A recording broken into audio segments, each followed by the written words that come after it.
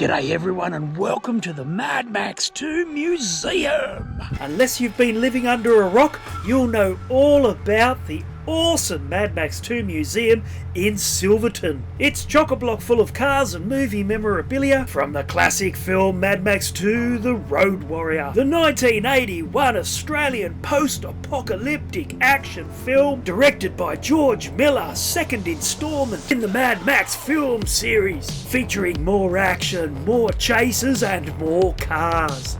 So when Jacqui and I arrived in Silverton, the small village at the far west of New South Wales, Australia, only 26 kilometres northwest of Broken Hill, the first thing we did was head straight to the Mad Max 2 Museum. First day here in Silverton and we're heading out to the Mad Max Museum! Now I'm a huge fan of the Mad Max films, and why wouldn't I be?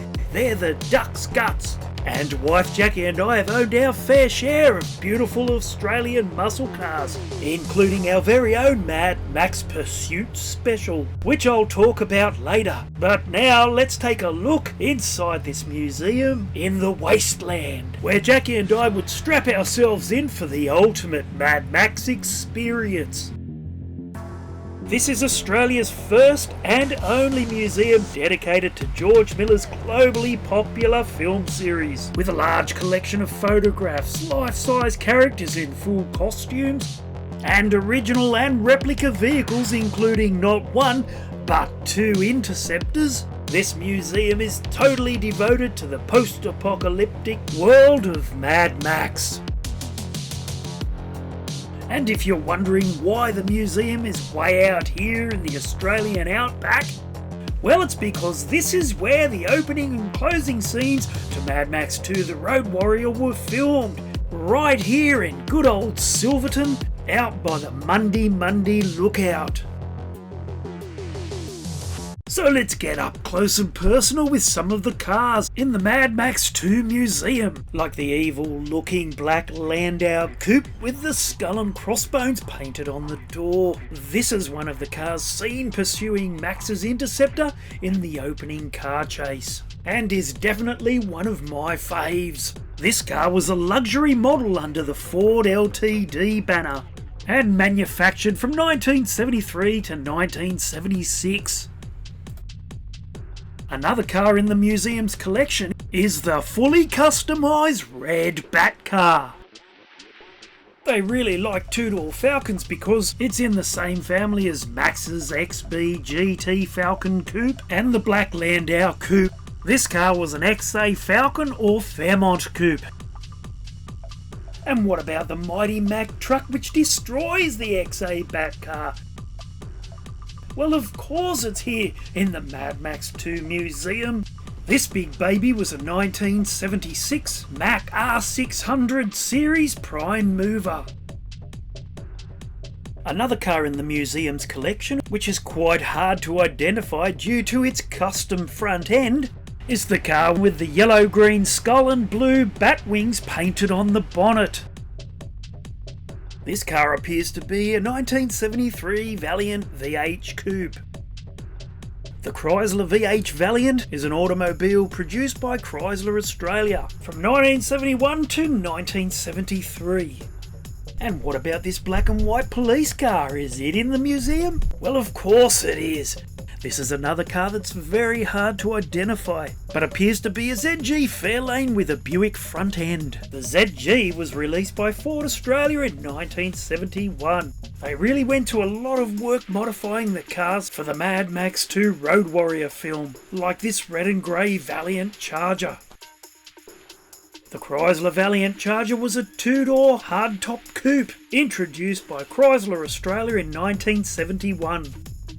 Now, Adrian, the owner of the Mad Max 2 Museum here in Silverton, has this place chock-a-block full of amazing stuff, so you need to be careful you don't miss anything. Like the red Ford F100 Snake car. This car appears to have a boat windscreen, and it featured heavily in the film's car chases. But one car that you barely notice in the film is the two-door LC Tirana, And yes, it too is tucked away out the back of the Silverton Mad Max 2 Museum, along with the mechanic's chair and gasoline pump. Ka-jump, ka-jump. Hell, this museum even has the gyrocopter from the film. And now we come to the most important car of all, the Mad Max Interceptor.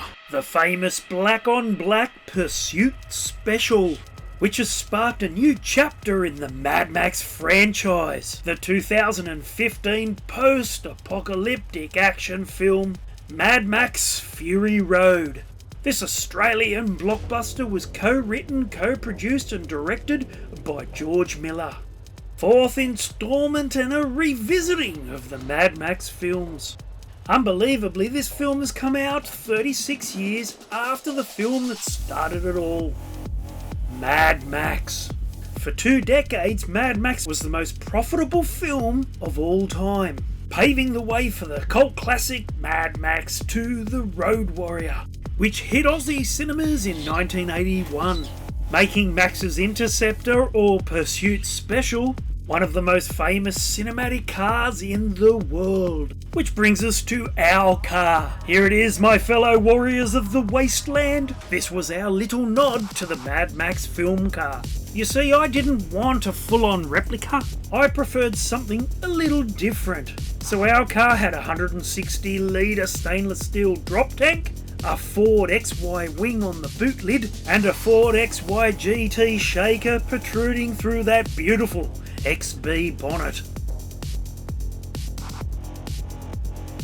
Now, to do the job, Jacqui and I hired the very same legends that built Adrian's Mad Max Interceptor, the extremely capable Gordon Hayes and Grant Hodgson.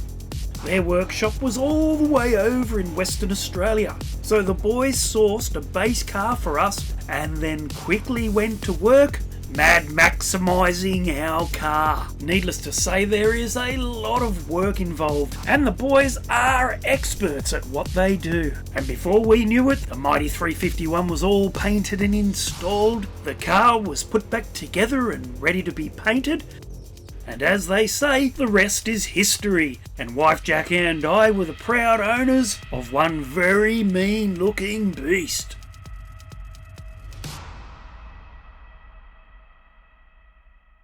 And if that's not enough to prove that I'm a Mad Max tragic, I've also created some Mad Max oil on canvas art, loads and loads of Mad Max digital speed painting art, photorealistic computer generated renders of the Mad Max cars. In fact, I have gone to the considerable trouble of creating computer generated 3D mesh models of each and every car from the Mad Max films.